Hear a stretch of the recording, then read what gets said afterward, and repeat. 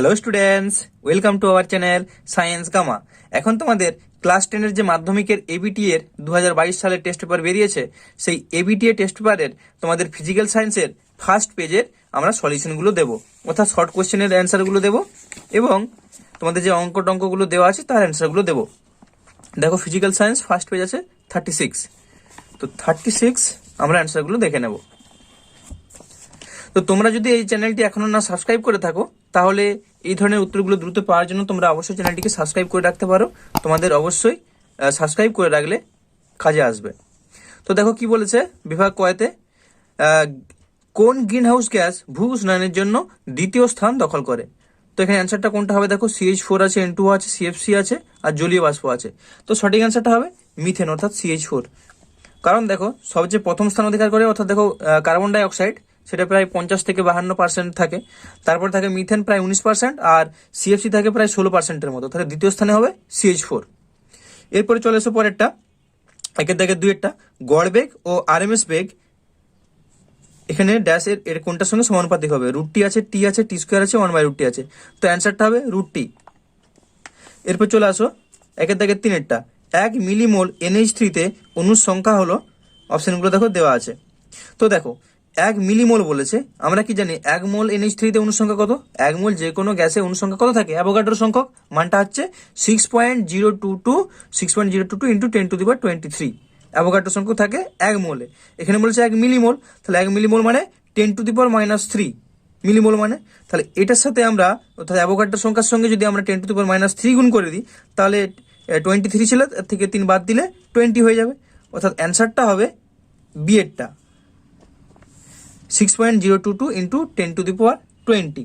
ঠিক আছে, এরপর চলে আসো একের দাগে চারেরটা, একটি পাতলা উত্তল লেন্সের আলোক কেন্দ্র ও ফোকাসের মধ্যে একটি বস্তু রাখলে বস্তুটির প্রতিবিম্বের প্রকৃতি কিরূপ হবে। সৎ ও অবশিষ্ট, অসৎ ও অবশিষ্ট, সৎ ও সমশীর্ষ, অসৎ ও সমশীর্ষ। তো এখানের মধ্যে তোমাদের সঠিক অ্যান্সারটা হবে ডি এরটা, অর্থাৎ অসৎ ও সমশীর্ষ। এবং এখানে যদি বিভর দিতে বলতো সেটা হতো, কারণ ছবিটা আঁকলে তোমরা বুঝতে পারবে, এটা হবে অসৎ ও সমশীর্ষ। এরপর চলে আসো একের দাগের পাঁচেরটা, কি বলছে 1μ2 সমান কত। দেখো, যেটা লাস্টে থাকবে সেটা উপরে যায় আর যেটা প্রথমে আছে সেটা নিচে আসে। 1μ2 মানে এক মাধ্যম থেকে 2 নম্বর মাধ্যমে আলোর প্রতিসরণ হচ্ছে, তাহলে এটা হবে ডি এরটা, μ2/μ1। ঠিক আছে, এরপর চলে আসো এরপরেরটা, অর্থাৎ একের দাগের ছয়েরটা, একটি গোলাকার আয়নার ক্ষেত্রে তার বক্রতা ব্যাসার্ধ ও ফোকাস দৈর্ঘ্যের মধ্যে সম্পর্কটি হলো। তো আমরা কি সম্পর্কটা জানি, F সমান R/2, এই সম্পর্কটা আমরা জানি, তার মানে R/F সমান 2, এটা হবে এটা R/F সমান 2।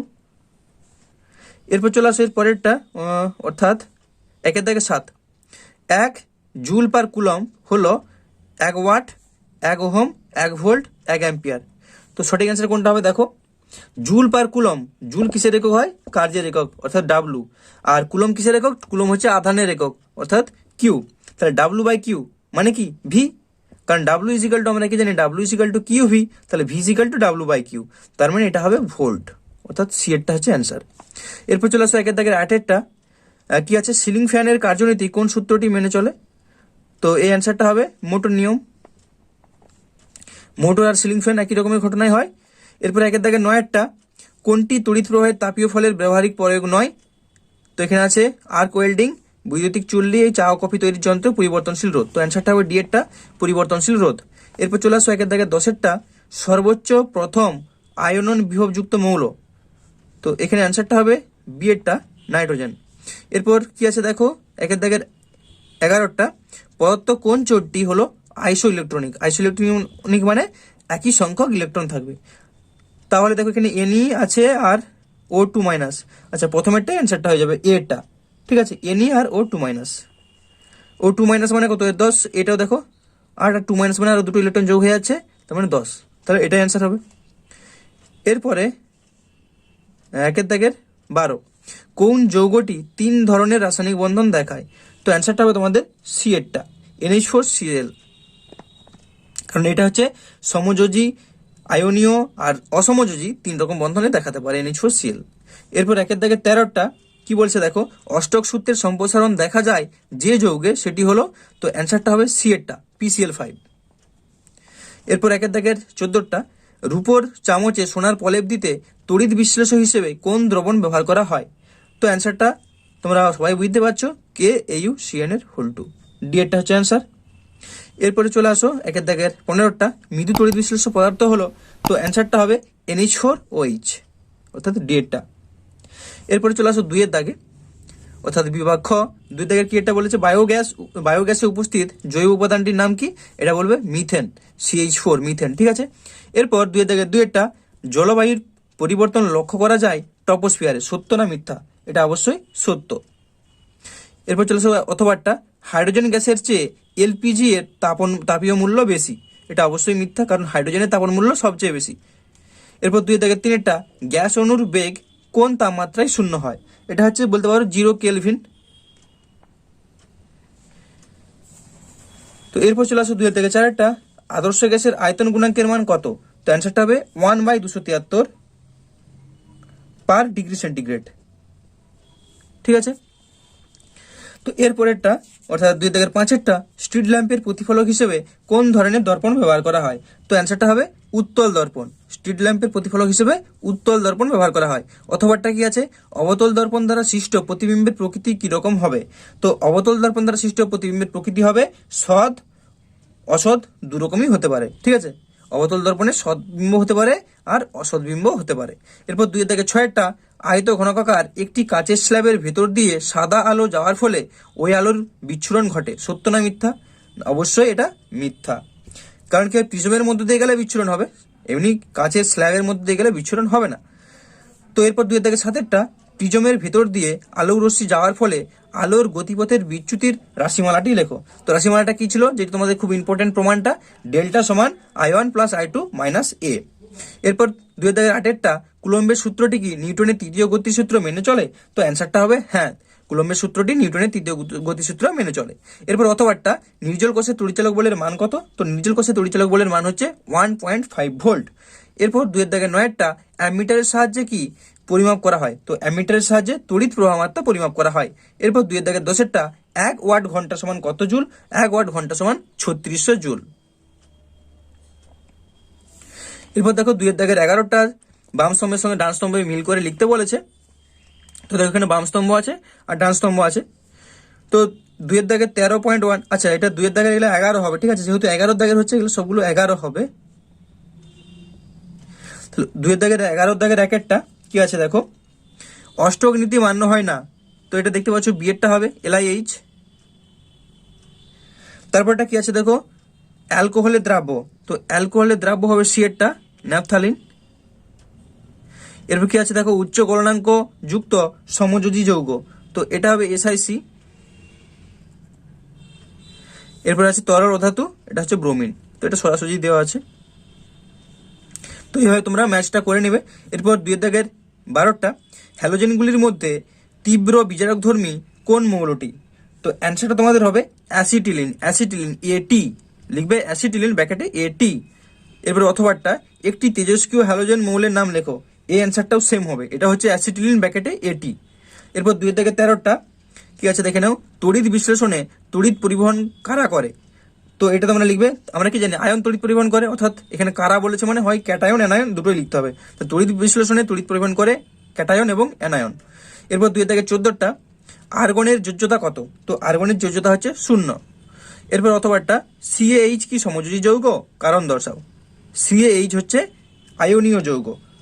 কারণটা কি? কারণ এটা Ca+ এবং H- আয়নে ভাঙতে পারে। এরপর 2 দাগের 15 সত্য মিথ্যা লেখো। O2 আয়ন এবং Ne উভয়ই আইসো ইলেকট্রনিক, এটা হচ্ছে সত্য। কারণ দেখো এখানে যদি শুধু বলতো O2 আর Ne বলতো তাহলে কিন্তু এটা আইসো ইলেকট্রনিক হতো না। O2 আয়ন মানে O2-, O2 কি হবে আয়ন হয়, O2- হয়, তাহলে O2- আর Ne এটা আইসো ইলেকট্রনিক। এরপর অথবাটা কি বলছে, এমন একটি মৌলের নাম লেখো যার মধ্যে ত্রিবন্ধন দেখা যায়। তো ত্রিবন্ধন দেখা যায় মানে একটা মৌলের নাম কি? N2, তাই না? এরপর 2 থেকে 16 দুটি অধাতব পরিবাহীর নাম লেখো। এখানে কি বলেছে দেখো, অধাতব পরিবাহী, তাহলে এটা হবে অ্যান্সারটা গ্রাফাইট আর গ্যাস কার্বন। অধাতব পরিবাহী হচ্ছে গ্রাফাইট আর গ্যাস কার্বন। ঠিক আছে। এরপর 2 থেকে 17 তড়িৎ বিশ্লেষণে কোন ধরনের বিক্রিয়া ঘটে? তো তোমরা অ্যান্সারটা লিখবে, তড়িৎ বিশ্লেষণে জারণ বিজারণ বিক্রিয়া ঘটে, জারণ বিজারণ। ঠিক আছে। এরপর চলে আসো 2 থেকে 18 তড়িৎ বিশোধনে পাওয়া যায় এমন একটি ধাতুর নাম লেখো। তো অ্যান্সারটা তোমরা লিখতে পারো AgAuPt। হ্যাঁ, ঠিক আছে, এগুলো অ্যান্সার। তড়িৎ বিশ্বতনে পাওয়া যায় এমন একটি ধাতুর নাম হলো Ag। তো বিভাগ গতে দেখো যে তাহলে 2 নম্বর যেগুলো আছে, তো এখানে দেখো ম্যাথ যেগুলো আছে আমি সেগুলো কেবলমাত্র বলছি। তাহলে 3-এর অথবাটা দেখো, কোন বস্তুর প্রতিবিম্বের রৈখিক বিবর্ধন 2.5 বিবৃতিটির অর্থ কি? তো তোমাদের উত্তরগুলো আমি খাতায় সুন্দর করে লিখে দিয়েছি, জাস্ট একটু দেখে না। তাহলে লিখবে কোন বস্তুর প্রতিবিম্বের রৈখিক বিবর্ধন 2.5 বিবৃতিটির অর্থ হলো বস্তুটির দৈর্ঘ্য যা হয় প্রতিবিম্বের দৈর্ঘ্য তার 2.5 গুণ হবে।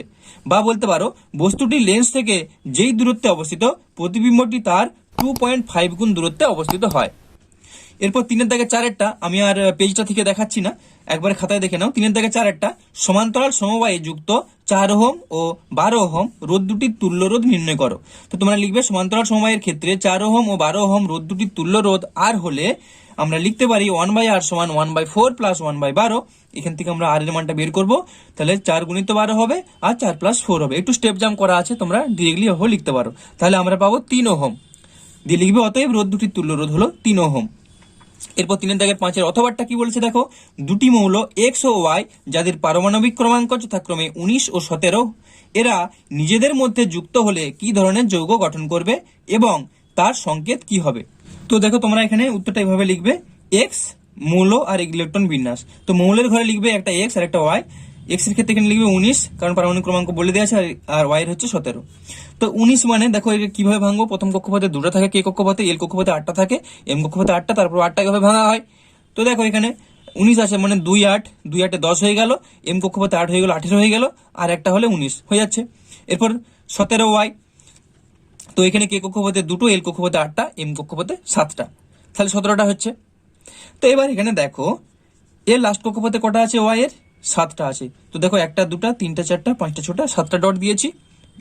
আর এক্স এর লাস্ট কক্ষপথে কটা আছে, একটা। তো দেখো এক্স এর করে এখানে একটা ছোট করে ক্রস চিহ্ন দিয়েছি।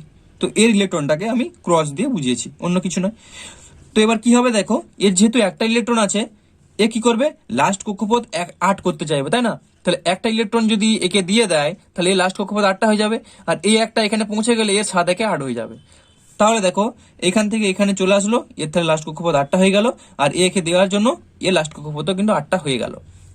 তাহলে এই ইলেকট্রন দিচ্ছে মানে এ প্লাস হয়ে যাবে, এই ইলেকট্রন একটা নিচ্ছে মানে এ একটা মাইনাস হবে। তার মানে আমরা পাচ্ছি এটা X plus plus Y minus. বোঝা গেল? তাহলে লিখবে অতএব 1917 পরমাণু ক্রমাঙ্ক বিশিষ্ট এক্স ও ওয়াই মৌল দুটি যুক্ত হয়ে আয়নীয় যৌগ গঠন করবে এবং তার সংকেত হবে এক্স ওয়াই। বোঝা গেল?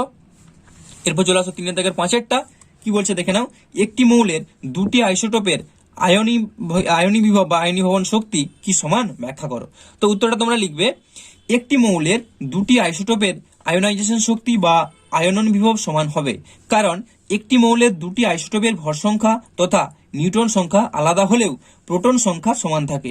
আইসোটোপ দুটির ইলেকট্রন সংখ্যাও একই থাকায় ইলেকট্রন বিন্যাস অনুরূপ হয়।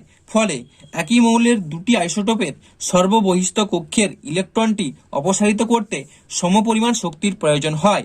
তাই এদের আয়নী ভবন বা আয়নী বিভব সমান হয়। বোঝা গেল? এরপর চলে আসো 3-8টা, Ma2 একটি তড়িৎযোজী যৌগ, এম একটি ধাতু, এ একটি অধাতু। জলীয় দ্রবণে এটি কি কি আয়নে বিয়োজিত হবে, কোন আয়নটি ক্যাথোডে যাবে? তো উত্তরটা তোমরা এইভাবে লিখবে, Ma2 জলীয় দ্রবণে বিয়োজিত হলে M2+ ও A- আয়নে বিয়োজিত হবে। দিয়ে বিক্রিয়াটা দেখিয়ে দিবে, Ma2 থেকে হচ্ছে M2+ প্লাস 2A-। কারণ কি দেখো এখানে 2 আছে, তাহলে এই 2টা এখানে যাবে, তো 2A- হবে, আর এই 2টার এখানে যোজ্যতা হবে, কারণ এর যে এটা থাকলে যোজ্যতা এখানে হয়, এখানে কিছু নেই মানে 1 আছে মানে এর যোজ্যতা এর মাথায় হবে, এটাই নিয়ম। তাহলে Ma2, তাহলে এটা হবে M2+ প্লাস 2A-। এবার লিখবে, আমরা জানি ক্যাথোড ঋণাত্মক আধানযুক্ত তড়িৎদ্বার এবং ক্যাটায়ন ক্যাথোডে যায়, সুতরাং ক্যাটায়ন M2+ টি ক্যাথোডে যাবে। ঠিক আছে, এটা লিখলেই হয়ে যাবে। এরপর চলে আসো তোমরা পরেরটা, বিভাগ ঘ। তো বিভাগ ঘ এর দেখো এখানে তোমাদের কোশ্চেন গুলো আছে 3 মার্কস করে, 12টা কোশ্চেন আছে 36টা। জাস্ট তোমাদেরও এখানে যে সমস্ত অঙ্ক বা যে সমস্ত তোমাদের ধরো পর্যায় সারণী বা আয়নীয় সমযোজী যৌগ থেকে কিছু কোশ্চেন আছে সেগুলো আমি করেছি, যেগুলো তোমাদের একটু বুঝতে অসুবিধা হবে সেগুলো অ্যান্সার গুলো দিয়েছি, সবগুলো দিচ্ছি না। তো অ্যান্সার গুলো দেখো, ফার্স্ট 4-1 অথবাটা কি বলেছে, 16 ডিগ্রি সেন্টিগ্রেড উষ্ণতায় 740 চাপে একটি গ্যাসের আয়তন 380 সিসি হলে 16 ডিগ্রি সেন্টিগ্রেড উষ্ণতায় ও 760 চাপে গ্যাসটির আয়তন কত।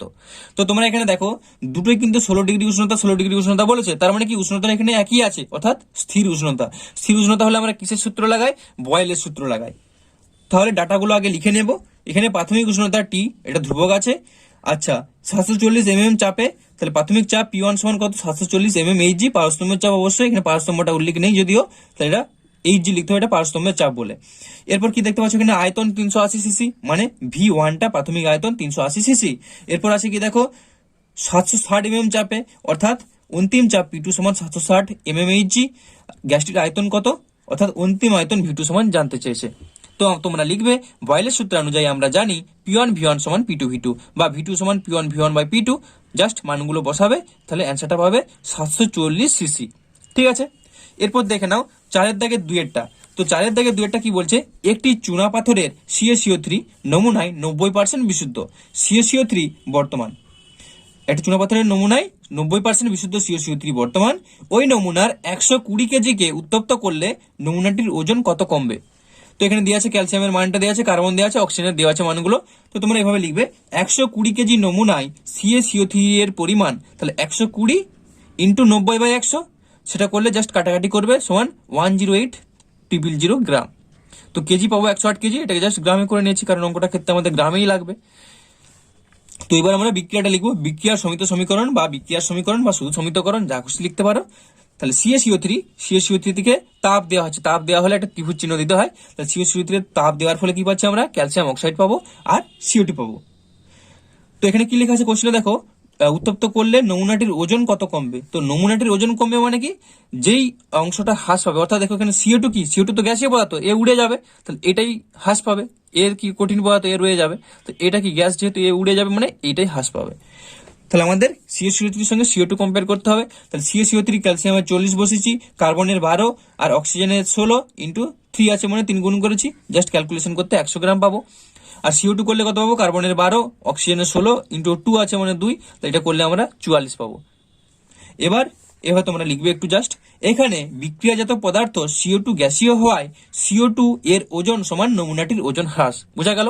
তারপরে লিখবে অতএব 100 গ্রাম CaCO3 থেকে ওজন হ্রাস হয় 44 গ্রাম, একে কত হয়, আর আমরা এখানে বের করেছিলাম দেখো 108,000 গ্রাম।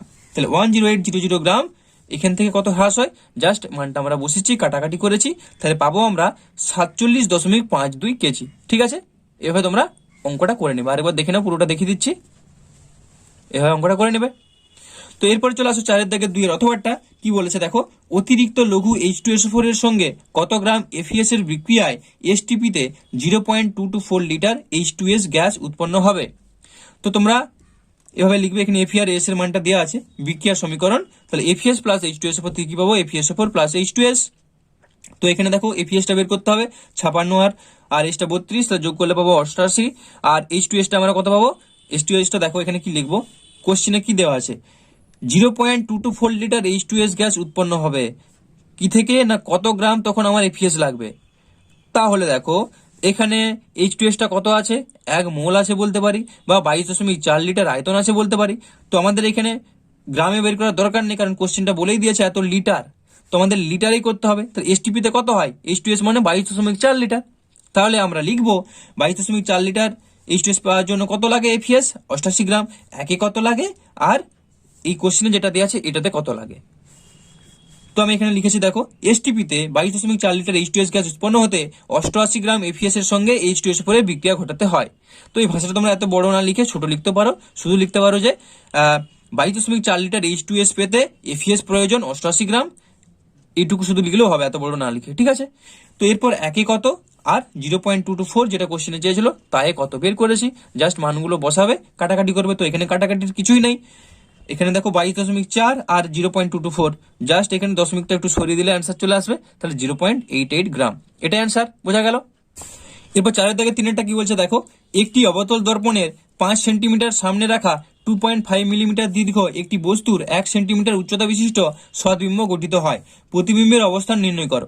তো তোমরা এখানে লিখবে বস্তু দূরত্ব ইউ সমান 5 সেন্টিমিটার, যেটা দেখতে পাচ্ছ কোশ্চেনে। তারপর কি আছে 2.5 মিলিমিটার দীর্ঘ একটি বস্তুর, তাহলে বস্তুর উচ্চতা দেওয়া আছে, অর্থাৎ H1 সমান 2.5 মিলিমিটার, সেটাকে আমরা সেন্টিমিটারে করে নেব, সব এককগুলো একই ইউনিটে রাখবো, তাহলে 0.25 সেন্টিমিটার। তারপর কি দেওয়া আছে দেখো, 1 সেন্টিমিটার উচ্চতা বিশিষ্ট সদ্বিম্ব, অর্থাৎ প্রতিবিম্বের উচ্চতা H2 সমান 1 সেন্টিমিটার। প্রতিবিম্বের অবস্থান নির্ণয় করো, তাহলে প্রতিবিম্বের অবস্থান সেটাকে আমরা ভি দিয়ে প্রকাশ করি, প্রতিবিম্ব দূরত্ব, তাহলে ভি সমান কত বের করতে হবে। দেখো এখানটা আমরা কিভাবে করব, আমরা জানি যে রৈখিক বিবর্ধন মানে কত, এম সমান ভি বাই ইউ, অর্থাৎ কি হয় প্রতিবিম্বের যে দূরত্ব ভাজিত বস্তুর দূরত্ব, বা আমরা বলতে পারি প্রতিবিম্বের উচ্চতা ভাজিত বস্তুর উচ্চতা। তাহলে সেটা আমরা বসেছি জাস্ট এম সমান ভি বাই ইউ সমান H2 বাই H1। তো এখান থেকে আমরা কি করব, ভি এর মানটা আমাদের বের করতে হবে, তাহলে ভি সমান কত পাবো, ভি সমান you into H2 by H1। তাহলে মানগুলো জাস্ট পুট করেছি, মানগুলো পুট করতে আমরা কত পেয়েছি 20। তাহলে আমরা অ্যান্সারটা লিখবো, অতএব প্রতিবিম্বটি দর্পণের সামনের দিকে দর্পণ থেকে 20 সেন্টিমিটার দূরে অবস্থিত হবে। তো এখানে ভালো করে দেখো, এখানে কি বলেছে দেখো, এত বিশিষ্ট সদ্বিম্ব গঠিত হয়।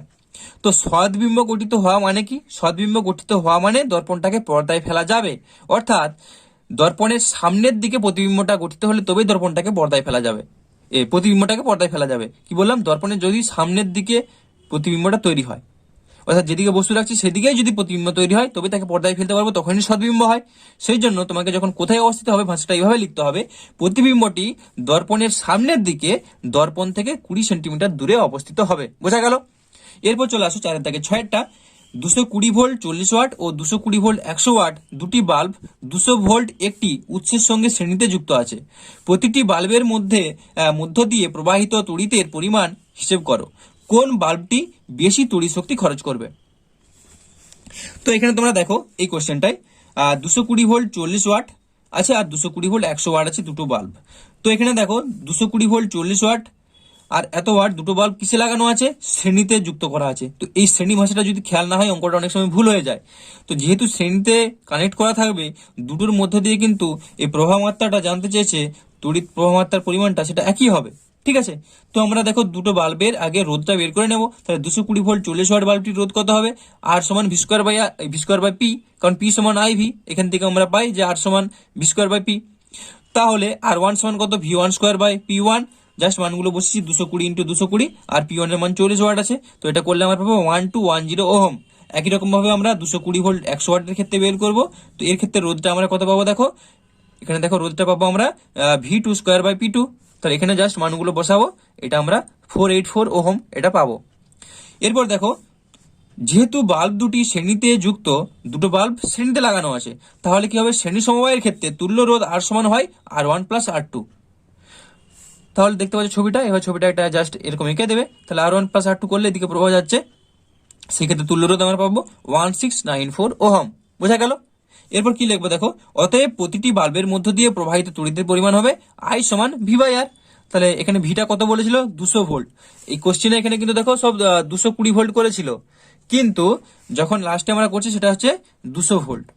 তো এখান থেকে আমরা পেয়ে যাবো আয়ের মানটা, ভি বাই আর করলে জাস্ট মানটা বসাচ্ছি 118.06 মিলি অ্যাম্পিয়ার। অ্যাম্পিয়ারে পাবো 0.11806 অ্যাম্পিয়ার, মানে এত মিলি অ্যাম্পিয়ার।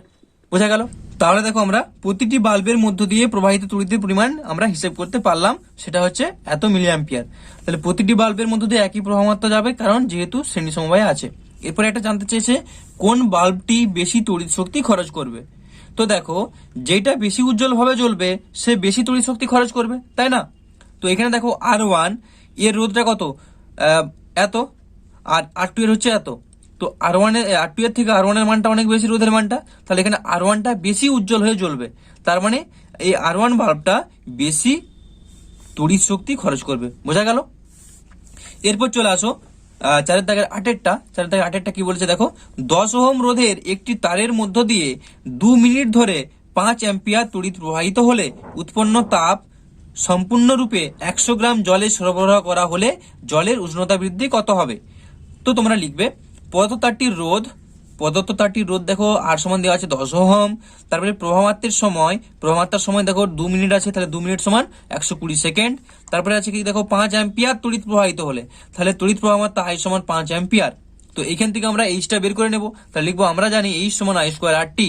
তাহলে আই এর মান জাস্ট বসিয়েছি 5 স্কোয়ার ইন্টু আর এর মান 10 ইন্টু টি এর মান 120। তো এখান থেকে আমরা পাবো 30,000 জুল। তো তো এবার তোমরা দেখো, তোমরা যদি পুরো টার্মটাকে যদি জুলে করতে চাও তাহলে জুলে রাখবে, আর যদি সিজিএস এ করতে চাও তাহলে ক্যালোরিতে আনবে। তো জুলে করবে না ক্যালোরিতে করবে, সেটা যাই কিছু করতে পারো, ঠিক আছে। তো আগে বলে দিচ্ছি যেভাবে আমরা কি করেছি, ক্যালোরিতে করেছি। তো ক্যালোরিতে করলে আমরা 4.2 দিয়ে ভাগ করব। এরপর কি বলেছে দেখো, উৎপন্ন তাপ সম্পূর্ণরূপে 100 গ্রাম জলে সরবরাহ করা হয়। তাহলে জলের উষ্ণতা কত? দেখো আমরা একটা সূত্র জানি যে কিউ সমান এমএসটি বা এইচ সমান এমএসটি। তো এখানে টি একটা ব্যবহার করেছি বলে আমরা এমএস থিটা বলবো, যেখানে এসটা হচ্ছে জলের আপেক্ষিক তাপ। এবার জুলে করছো না ক্যালোরিতে করছো, এই সূত্রটা বসানোর সময় সেটা গুরুত্বপূর্ণ। আমরা কি করেছি দেখো, আমরা ক্যালোরিতে করেছি, তাহলে সবই সিজিএসে রাখবো। তাহলে জলের ভর কত বলবো, 100 গ্রাম আছে, সেটা গ্রামেই থাকবে। জলের আপেক্ষিক তাপ কত হবে, এস সমান 1 ক্যালোরি পার গ্রাম পার ডিগ্রি সেন্টিগ্রেড। আর জলের উষ্ণতা বৃদ্ধি থিটা সমান জানতে চেয়েছে, তাহলে আমরা সূত্রে বসাবো। আমরা জানি এইচ সমান এম এস থিটা, তাহলে এখানে থিটা সমান এইচ বাই এম এস। তো এখানে জাস্ট মানটা বসাবো, মানটা বসালে আমরা এটা 71.43 ডিগ্রি সেন্টিগ্রেডে পাবো। এবার বলছি তোমরা যদি জুলে করতে তাহলে কি হতো। দেখো এখানে কি ছিল, এত জুল। তাহলে জুলে করার সময় এখানে কি বসাতে হতো, জলের ভর এম সমান 100 গ্রাম, গ্রাম থেকে তোমাকে এটা করতে হতো কেজিতে। জলের আপেক্ষিক তাপ এর সমান আমি লিখেছি এইটা, তোমাকে লিখতে হতো 42,000, কি লিখতে, 42,000 joule per KG per kelvin. বোঝা গেল? এখানে তখন এসের মানটা তোমাকে যদি তুমি এটা জুলে করতে চাইতে অর্থাৎ ক্যালোরিতে যদি না করতে চাইতে, তাহলে তোমাকে এমটাকে গ্রাম থেকে কেজিতে করতে হতো। আপেক্ষিক তাপ এসটাকে এটা ক্যালোরিতে করেছি, সেখানে তোমাদের করতে হতো 42,000 joule per KG per kelvin. তখন থিটার মানটা আমরা বের করতাম এবং সেই অনুযায়ী মান বসাতাম। বোঝা গেল? তো তোমরা কোন ইউনিটে রাখবে সেটা তোমাদের ব্যাপার, ঠিক আছে। এরপর চলে আসো 4 দাগের 11টা, অর্থাৎ তোমাদের এটাই লাস্ট প্রবলেম। তো সোডিয়াম ক্লোরাইডের আণবিক ওজন 58.5 বিবৃতিটির যথার্থ বিচার করো। মূলক দ্বারা গঠিত একটি যৌগের নাম লেখো। তো তোমরা ফার্স্ট উত্তরটা আগে লিখবে। সোডিয়াম ক্লোরাইড একটি আয়নীয় যৌগ, তাই এর অণুর অস্তিত্ব না থাকায় এর আণবিক ওজন 58.5 কথাটি যথার্থ নয়। এর সংকেত NaCl, তাই এর সংকেত ভর 23 + 35.5 = 58.5 কথাটির ব্যবহার করাই সঙ্গত। তো এইটুকু লিখলেই ফার্স্ট এটা অ্যান্সার হয়ে গেল। এরপর কি আছে, মূলক দ্বারা গঠিত একটি যৌগের নাম লেখো। তো তোমরা এভাবে লিখবে, মূলক দ্বারা গঠিত একটি যৌগের নাম হলো সোডিয়াম বাইকার্বনেট NaHCO3, ঠিক আছে, সোডিয়াম বাইকার্বনেট NaHCO3 এভাবে তোমরা লিখে নেবে। ওকে, তো তোমাদের আজকে ভিডিওটি এই পর্যন্তই। যদি তোমাদের ভিডিওটি ভালো লাগে ভিডিওটিকে অবশ্যই একটি লাইক করো, আর এই ধরনের ভিডিওগুলি আরো পাওয়ার জন্য তোমরা অবশ্যই চ্যানেলটিকে সাবস্ক্রাইব করে রাখো। ওকে, বাই।